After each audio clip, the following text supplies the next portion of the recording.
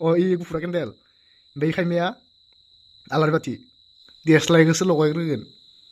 आरे नोङो इखौ सोंदो नामा हाय थरायना मोख्रै ओइ दै ज'नि र' मोजाङैनो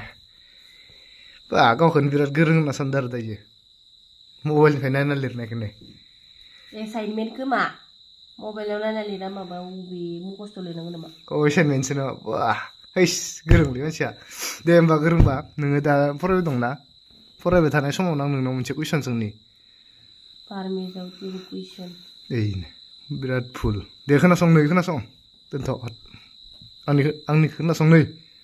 दे मालै मा इखौ दोनथ' बुरो साइडआव दोनथ' नोंनि आइकिउ लेभेलखौ नायनि आं नै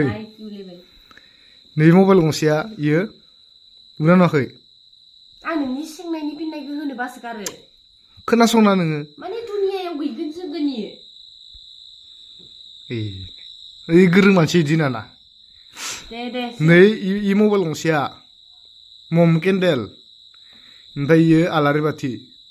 बुजिद' हो बुजिबाय इनिफ्राय इ मोननैखौ लगायनोबा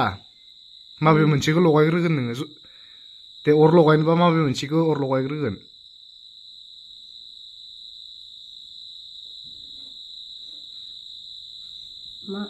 माबे मोनसेखौ लगायग्रोगोन इयो मम केन्देल ओमफ्राय इ गुफुरा केन्देल ओमफ्राय खायमाया आलारि बाथि ओमफ्राय नों इ मोननैनि गेजेराव माबे मोनसेखौ लगायग्रोगोन आलारि बाथियावथ' थाव नांगोन ना लगाया दे बेखौनो लगायगोन केन्देलखौ लगायग्रोगोन केन्देलखौनो लगायनोसैब्रा केन्देलआ गोबाव थांगोन ना ओमफ्राय आलारि बाथियावथ' थावसो लगायगोन थावा बारा थांगोन दा जोंफोर बेफोरावनो सिनायो आरो गोरों मानसिफोरखौ दा नोंनि एन्साराथ' जायाखै माने जायाखैलाय माबोरै मोनसेखौ लगायनांगौ इखौ लगायबाय केन्देलखौ लगायबाय ओमफ्राय नै इखौ लगायाखै इ थाव नांगोन ना थावा खरस जागोन मा मोनसेल'सो चइस खालामनांगौ आङो केन्देलखौ लगायगोन आरो आंहा गोरोंलाय नैनि बिराद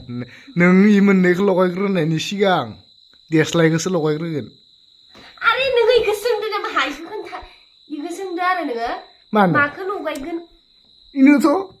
इ मोननैखौ लगायनोबा नों इ मोननैखौ जाखाया इ मोननैखौ लगायनोबा नों देस्लायखौसो लगायग्रोनांगोन ना